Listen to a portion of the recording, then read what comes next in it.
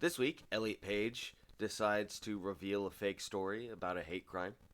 A Syrian refugee stabs a bunch of little children, but he is stopped by, of course, a good guy with a gun. A man convicted of a nonviolent felony gets his gun rights back, and Governor Newsom decides that he wants to completely destroy the Second Amendment with a 28th Amendment. All of that on today's After Work podcast.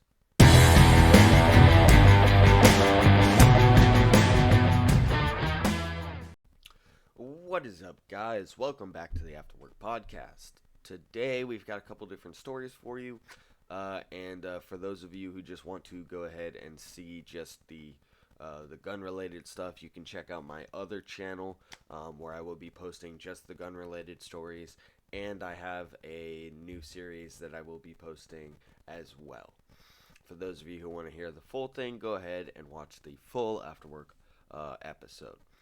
So, let's jump right in to the first story here. Now, the first thing is first. Elliot Page is an actor, for those of you who don't know, who was originally a woman and then decided they were trans and transitioned to a guy. So, Elliot Page reveals chilling transphobic attack outside an LA hotel. So, actor Elliot Page has shared that they were verbally attacked and threatened by a crazed transphobic man who shouted that he was the reason I need a gun in Los Angeles last year. So this didn't even happen this year. This happened last year, so long ago that the footage that could possibly be on cameras might be gone, or probably is gone. So there's no way to prove this. Page 36 was standing on a corner in West Hollywood, on their way to the Pink Dot convenience store when the enraged and hateful stranger approached, shouting obscenities. I'm going to effing gay bash you, the man yelled, forcing the actor to bolt towards the store in fear. Employees in the Pink Dot escorted a terrified Page into the shop, but the man allegedly followed and stood at the store's doorway. This is why I need a gun, the maniac reportedly yelled at Page through the glass door. Yeah, I'm sorry, but I don't believe it. See, first of all, who says it like that? I'm gonna effing gay bash you? Gay bash is something that leftists say. I don't know anybody, any real person who dislikes, like, trans or anything that, or gays or anything like that. I don't know of a single person that would actually use that type of language, because the left is the type of people that use that type of language. Now, I don't know anybody who dislikes gay people or trans people, so I don't know. Maybe they would use it. But based on all of the different types of videos that I've seen and reviewed and watched to get some context, that is a leftist term. That just sounds like they're trying way too hard. And you see this with a bunch of fake hate crimes.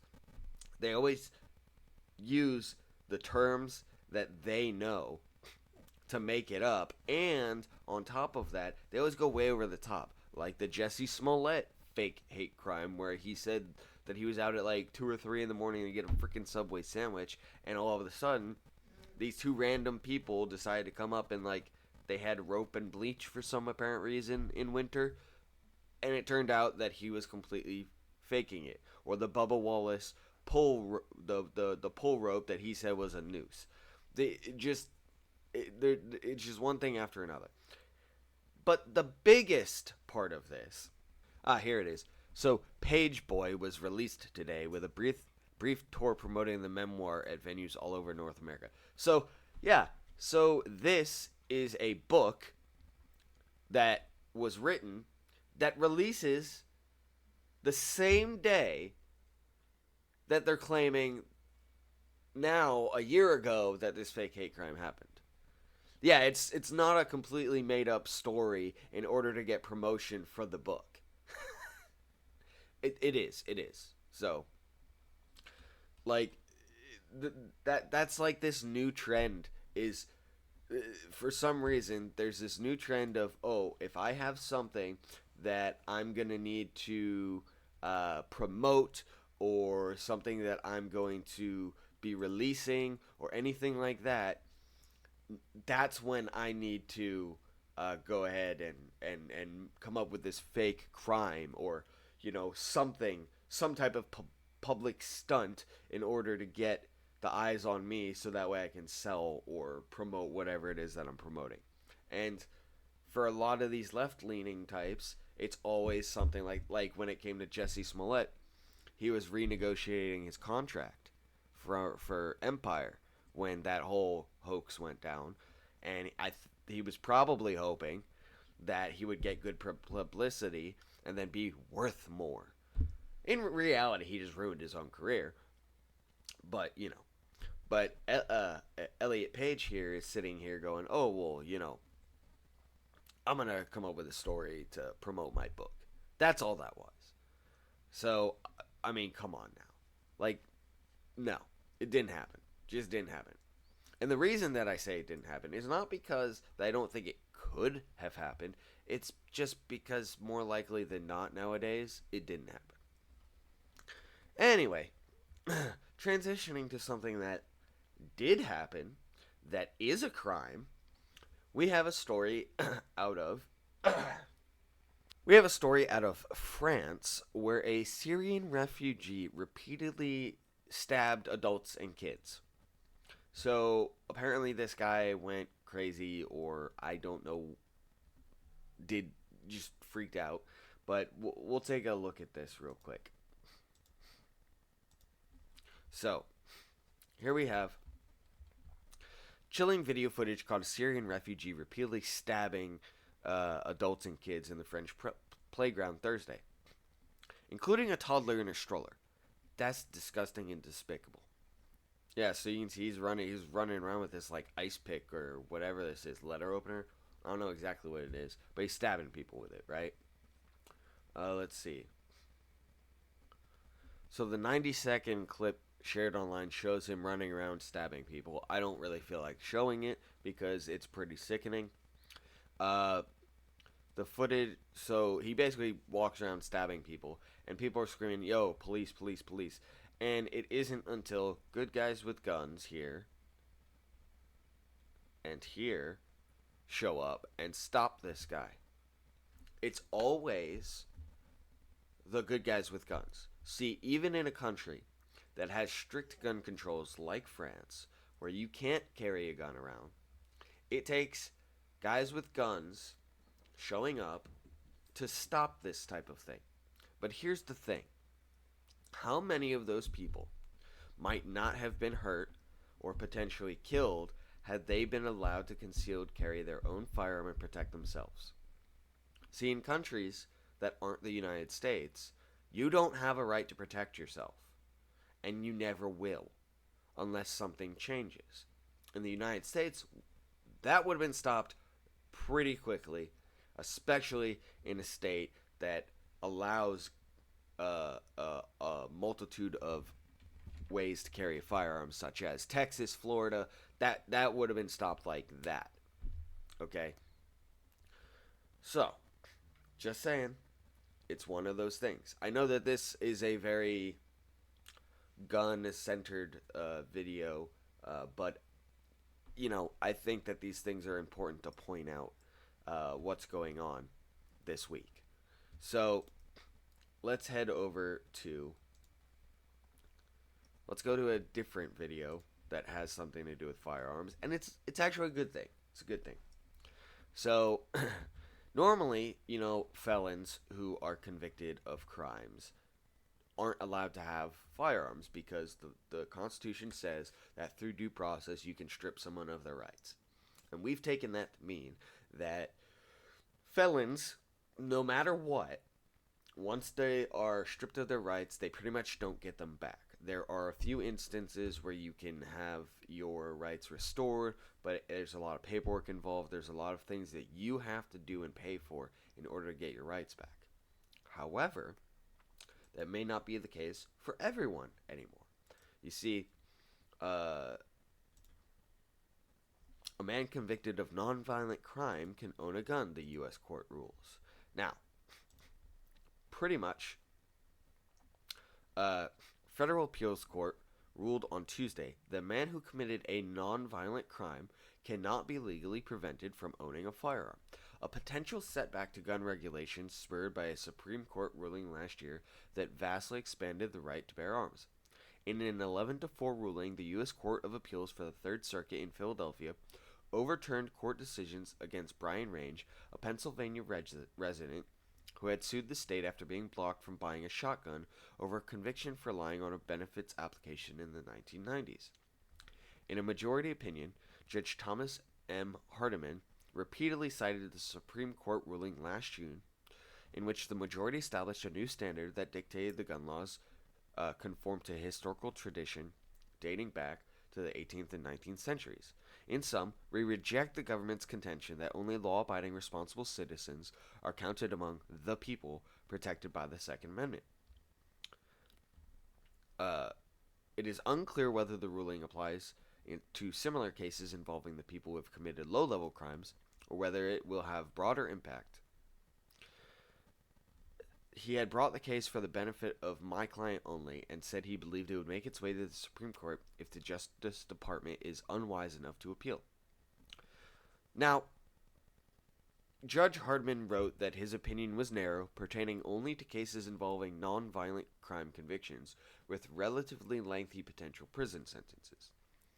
3 judges concurring with the majority wrote that the decision does not spell doom for a section of federal law that strips gun ownership from anyone convicted in any court of a crime punishable by imprisonment for a term exceeding 1 year.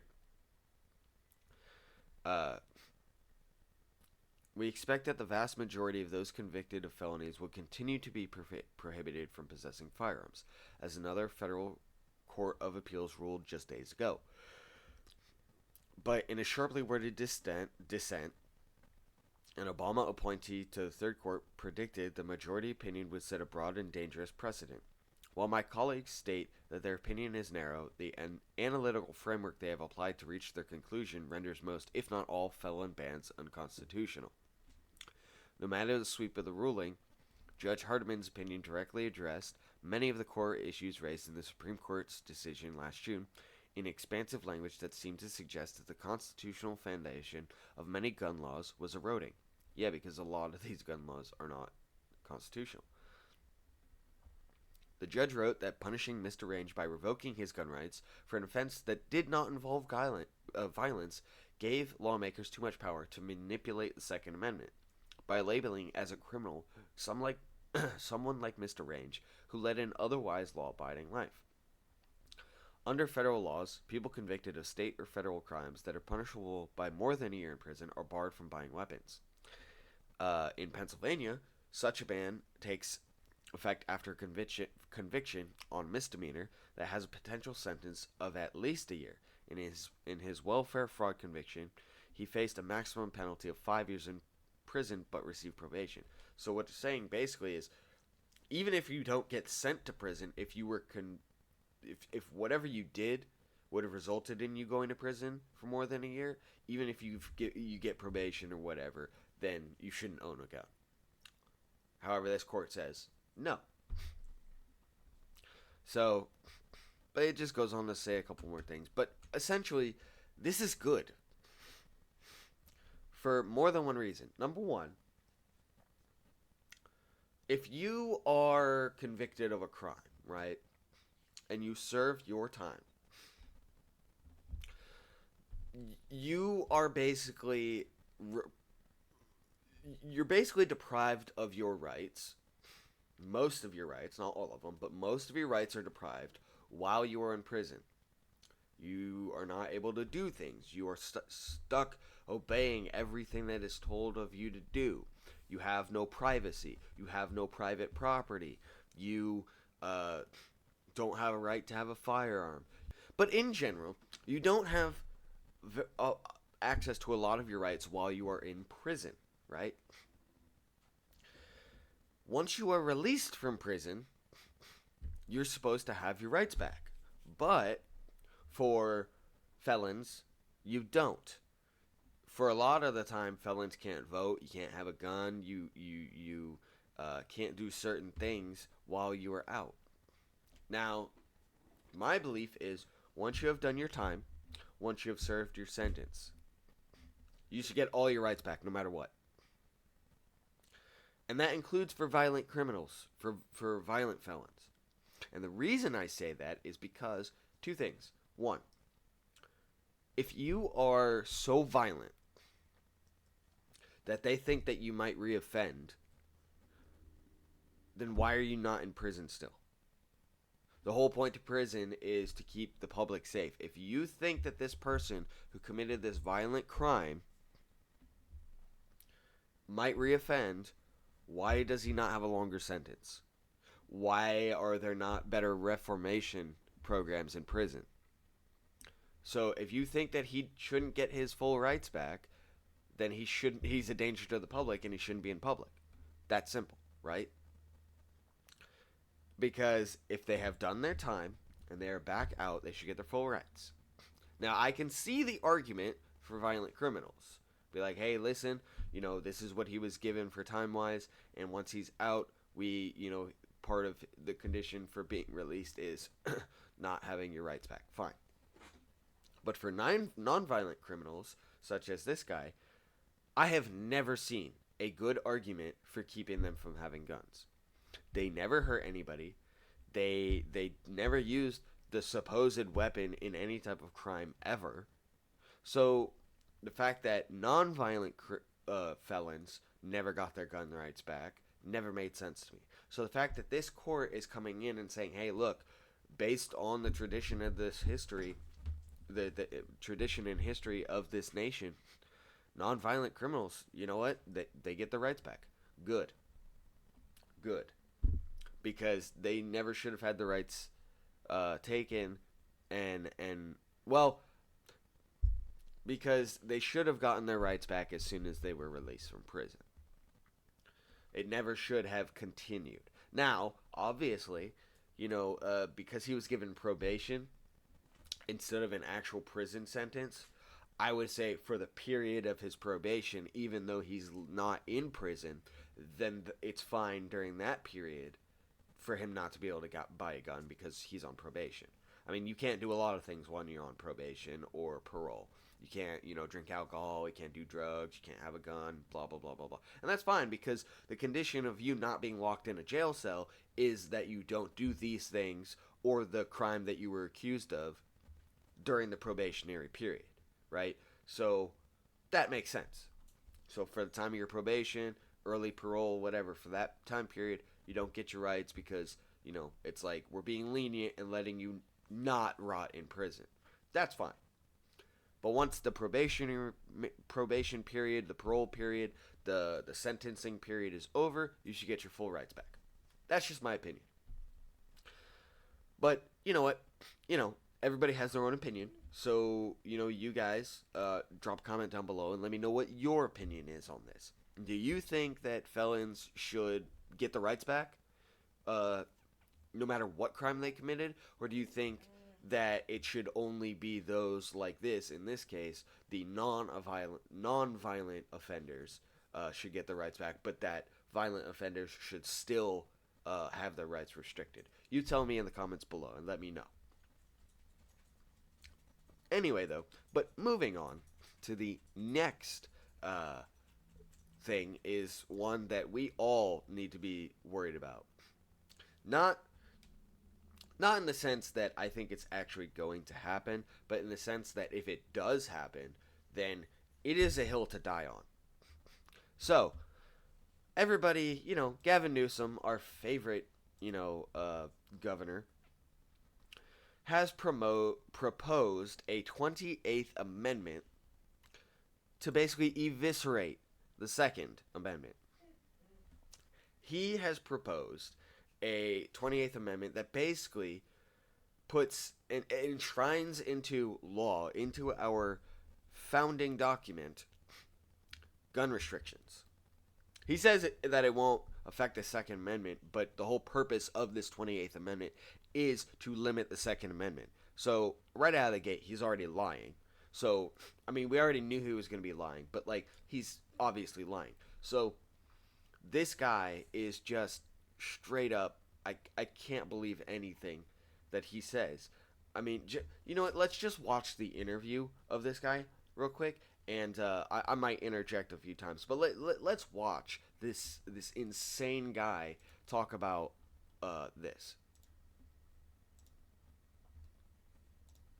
Amendment, and why now? Well, why now? It's pretty self-evident that a lot of the laws we've passed are being rolled back by the federal courts. To be clear, you're not calling for the abolition of the Second Amendment. No, this is an existential crisis that we're experiencing every single day. Saying he's fed up with Congress's inability to act, California Governor Gavin Newsom is proposing something never done before on gun control, having states work together to pass a U.S. constitutional amendment on guns that would implement 4 measures nationwide. Raise the minimum age for buying a firearm to 21. Mandate universal background checks. Require a reasonable waiting period for gun purchases, and ban the sale of assault rifles to civilians. To achieve this...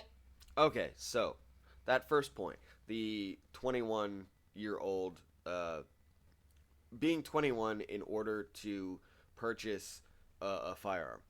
First of all, I'm sorry, but no.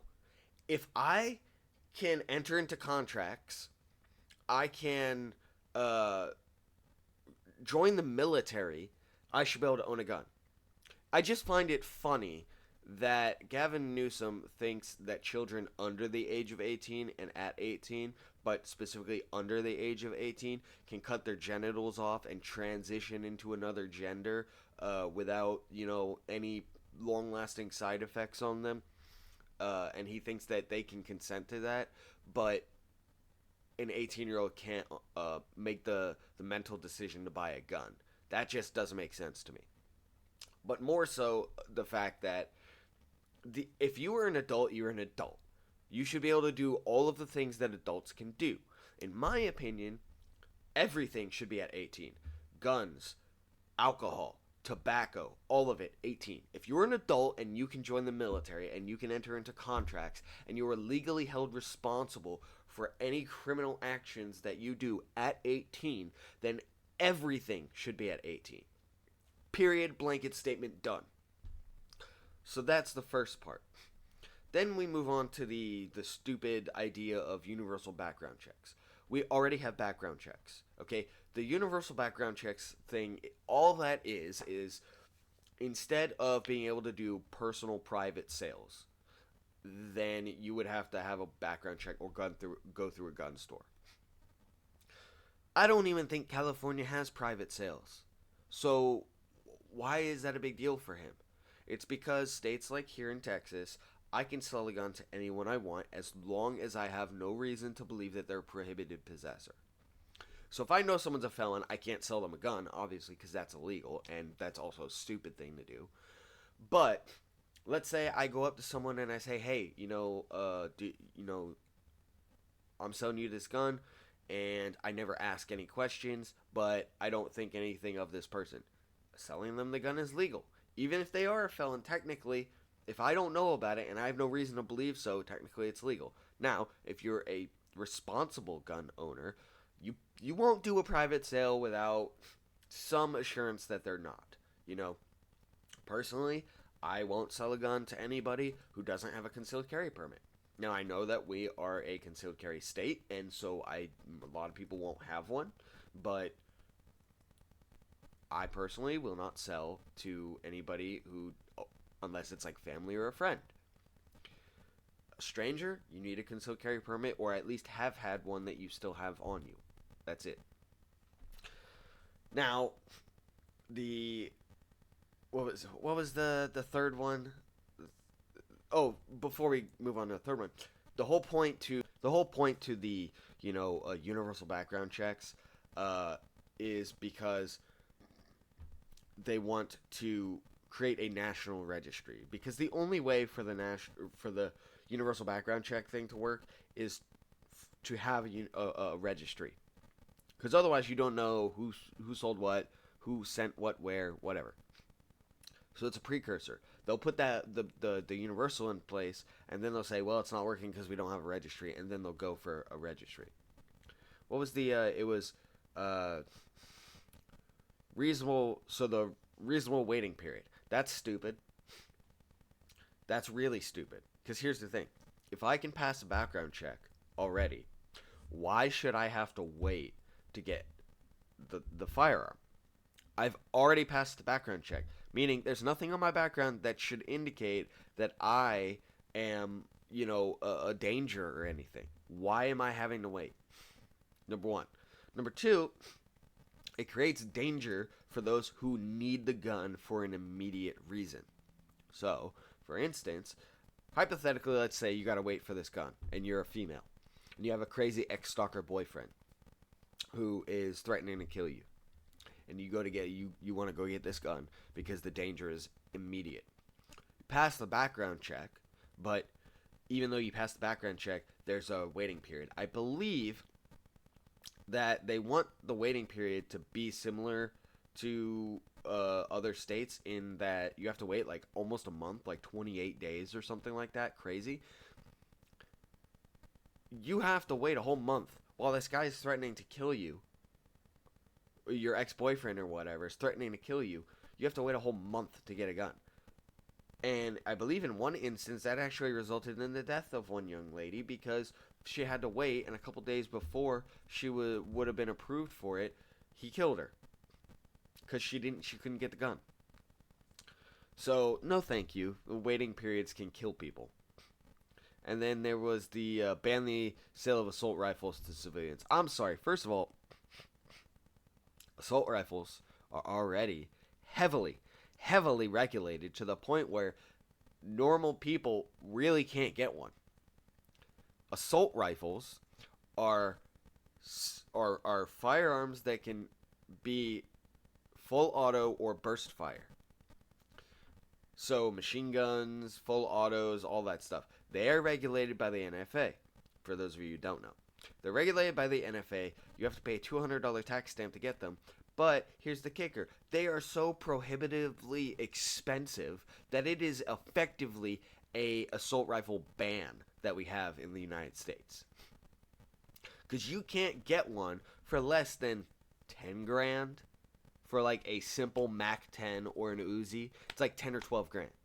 You want a really good full auto like Armalite or M16 type AR that goes full auto, you're looking at 30 grand. You want a belt-fed 249, 120 grand for one gun.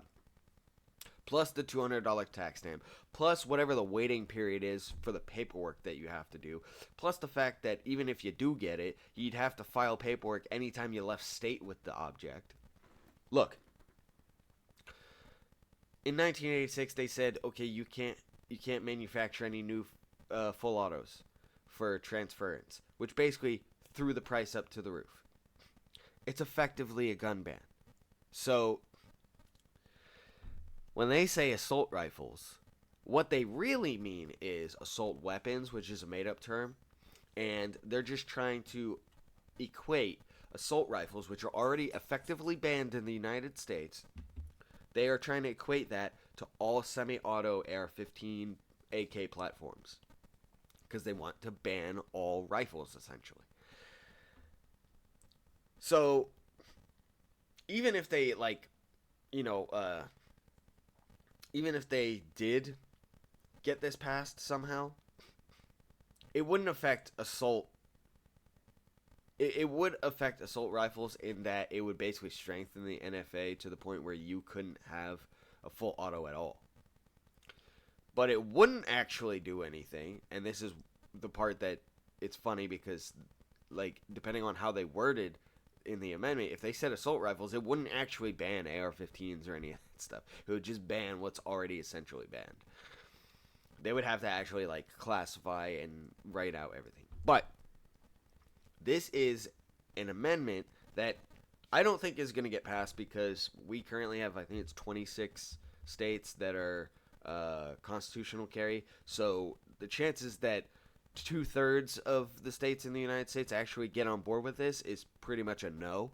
But let's just say it did happen. It would fundamentally destroy the United States.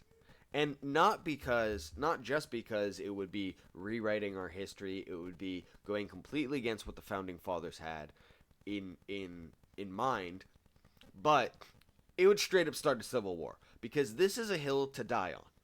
This is something that will not be going over well. If you put this in, no. The amount of people in the United States that own these type of guns that would not tolerate this. I mean, I feel like Gavin Newsom is just trying to start a civil war. Like, that's what I feel like he's trying to do. Again, they go on to say later in this video that basically that this has never happened before. No state proposed amendment has ever been passed. So, anyway, so let's continue on and hear what he has to say about. You know what? We don't even need to. We don't even need to. This is all the information you really need, because he just goes on to quote dumb statistics that are cherry picked, and you don't need to know anything else about this other than Gavin Newsom is trying to ruin the Second Amendment. He says that it wouldn't affect the Second Amendment, but it fundamentally would. I mean, he's saying it leaves the Second Amendment intact, except for the parts where it cherry picks and says that you can't do certain things that the Second Amendment explicitly says. Because here's the thing. The Second Amendment is the only amendment that explicitly says at the bottom, shall not be infringed.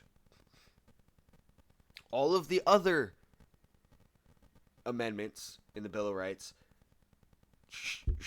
are what's the word I'm looking for? They're understood to not be infringed, right? Like, you can't infringe on my rights on any of them. But the Second Amendment, they went out of their way to write it and state it basically again. Like, all the other ones don't say that. They're just implied. This one specifically, exclusively says, shall not be infringed. It's the only one. And yet, he wants to propose an amendment that would absolutely infringe. We already have laws that infringe. Like, the entire NFA should be thrown out the freaking window. But then again, what do you expect from politicians who have so much gun control in their own states that believe that there is no slippery slope, even though we can see it happening in Canada? Because Justin Trudeau said, "Oh, well, we'll never get rid of guns," and then he went on to ban anything that looked like an AR. Then he banned handguns, and now he's coming after hunting rifles. And you want to tell me that's not a slippery slope? Bullshit. And that stuff's happening here too. I mean, just look at the pistol brace. I mean, that's not even a law. That's a rule that the ATF is deciding that they, want to try and sneak under the radar, even though everyone freaking knows about it. It's a big deal. But you know what? Like I said, this has a very low chance of going anywhere. But if it does, guys, this is one of those things that it's the hill to die on. You would have to make the biggest stink about it. And honestly, I would say make a stink about it now. Start saying stuff now. Because the bigger and more opposition that there is to it, the less likely it is to move forward. Because here's the thing about freaking gun owners and Republicans in general, but primarily gun owners, we don't tend to do anything until it's already in motion. Until it's already going. That's when we go, oh, well, let's file a lawsuit, this, that, whatever. Like, we don't write our representatives until the rule is already in effect or just before the rule goes into it. Like, we need to do stuff well before any of this stuff takes place. So, write to Gavin Newsom. If you live in California, tell him no. If you don't live in California, speak out about it. Say no. Tell your state that they are not to agree with or propose a similar type amendment. Make sure that your reps know. Make sure that your state knows. Just get the word out. I know I've seen a ton of videos about this already, so, it is, all over the place. Everybody's like freaking out about it. We should keep up that momentum. What we have with the pistol brace thing, all of the resources we're tossing into that, same thing. Every single time. every single time. We need to be on top of it. Anyway, guys, I appreciate you guys for watching. I know that for those of you who are watching the After Work podcast, this was a very gun-centered type episode, but, I think it's important. Anyway, guys, I appreciate all of you guys. Drop a comment down below, hit that like and subscribe button, and notification bell so that way you get notified anytime I post a new video, and you can watch it immediately. Because let's face it, a lot of this stuff happened during the week, and I'm kind of behind the ball on the news. At least when it comes to posting videos about it. Anyway, guys, I appreciate all of you guys, and I will see you next week.